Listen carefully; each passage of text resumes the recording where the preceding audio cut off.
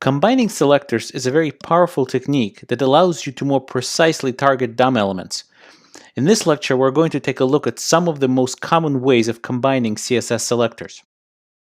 The first one is element with class selector. As you can see here, we have a p element followed immediately without any spaces by a .big, which is a class selector. And what this expresses is that I want to target every p element that has an attribute class equal to big.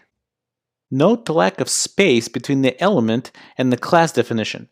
If you do put a space, it will mean a completely different combination, so make sure that if you want an element that has a class assigned to a particular value, that there's no spaces between the first selector and the second selector, in this case between the p element selector and the .big class selector. And as an example, here you could see on the right that p with a class equals big will get the text size 20 pixels, as opposed to all the other elements that have a class equal to big will not get that same 20 pixel font size styling. This technique is pretty commonly used when you have a CSS class definition that applies to different elements, but when it's applied to a particular element, you would like the styling to slightly change. Next type of combination of selectors is a child selector, and its syntax is pretty straightforward. It's a selector followed by a right angle bracket followed by another selector. And the way you read these combinations is from right to left. And in this case, what we're trying to do is target every p element that is a direct child of an article element.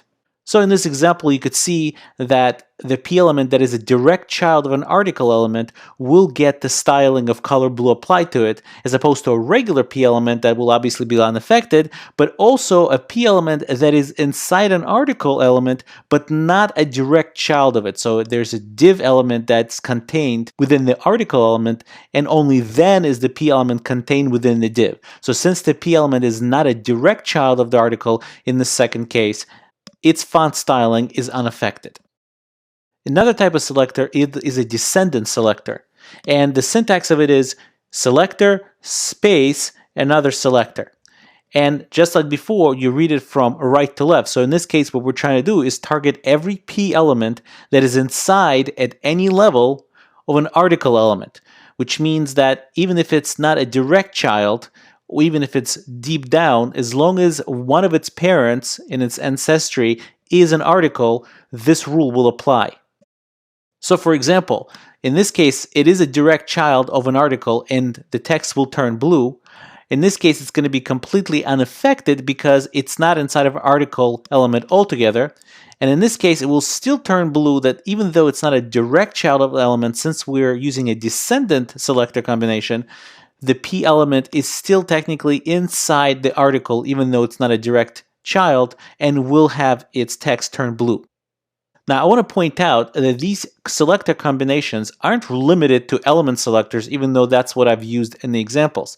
So for example, we could have a .colored space p, and that will mean, again, reading it from right to left, that every p element that is inside at any level of an element with class equals colored will have its text color turn to blue.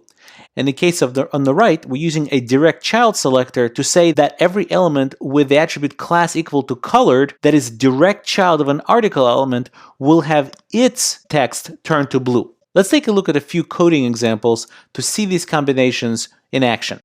Okay, so I'm in Sublime Text and I'm looking at a file called element with class before.html, and it's located in the examples lecture 14 folder. Let me quickly rearrange the screen so you could see the browser and the code editor better.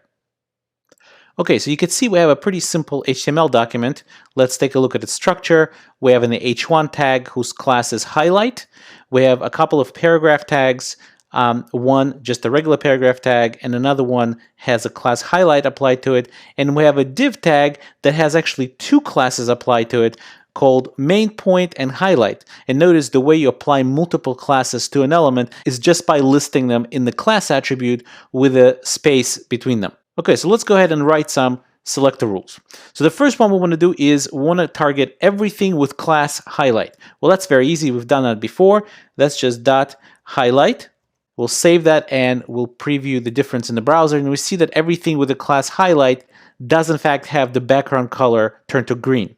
Next, we'll look at all P elements with class highlight. Well, we've done this before, so we need to do all P element, but we can't put a space. We'll just have to put dot highlight right after that, which will mean all P elements that have a class highlight assigned to them, and we want to turn them into italic.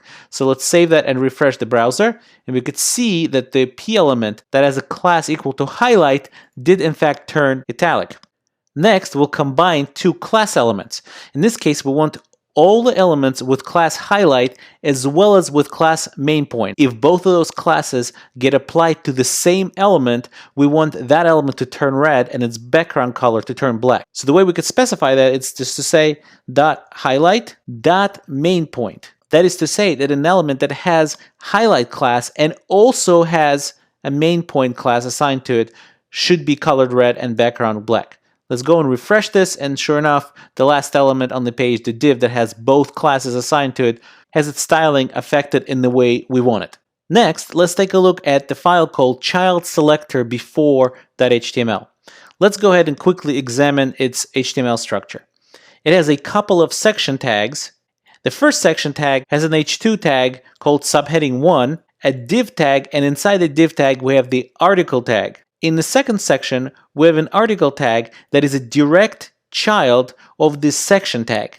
And the subheading 2, which is an h2 element, is sitting outside of the section tag altogether. So let's take a look as to what we need to do here. In the first rule, we want to target any article element which is a direct child of a section element. In other words, any article element whose immediate parent is a section element. Well, we've done this before in examples. So that's section with a right angle bracket to say immediate child, and its immediate child should be article. So we save that and refresh the browser. We see that the styling is only applied to the article that is direct child of the section, but the article that is not direct child of the section sitting inside the div is unaffected. The next target is any h2 element which is a direct child of a section element. In other words, any h2 element whose immediate parent is a section element. So again, the idea is similar. It's section and its direct child should be h2. So any h2 that is a direct child of a section element. Let's save that and refresh. And since subheading 1 is a direct child of the section element, that is the only element that gets our styling rule applied to it. Next, let's take a look at the file called descendant_selector_before.html. Let's quickly examine its HTML structure. We have a couple of unordered lists here. The first unordered list is sitting inside the section element, and the second unordered list is sitting inside the article element. So let's take a look at our CSS rule. What we want to do is we want to target all li elements that are inside of a section element. That is, no matter how deep they are in the element tree underneath the section element, we want the style of color green applied to it. So that sounds like we need to use a descendant selector, and the way we do that is to say section, space, and li. And as you can see, this selector combination should target this first list. And even though UL separates the li elements from the section element, the style should still apply since we used a descendant selector combination. So let's go ahead and refresh the browser, and you can see that all the li elements of the first list turned green just as we expected. So to summarize, we looked at different ways of combining selectors. We looked at element with class selector, which is a selector without a space followed by a class definition. We look at child direct selector, which is a selector with an angle bracket followed by another selector. And we looked at a descendant selector, which is a selector with a space followed by another selector. And notice that I'm using the word selector, not necessarily element, just to remind you that it doesn't have to be an element. It could be any selector that is used in a combination with another selector. There are a couple of combination selectors that we did not cover. For example, one is adjacent selector and another one is general sibling selector. Now, these selector combinations are a little bit less common than the other ones that I showed you, so I'll leave it up to you to look it up in the specification or online as to how they work. Next, we're going to talk about pseudo-class selectors.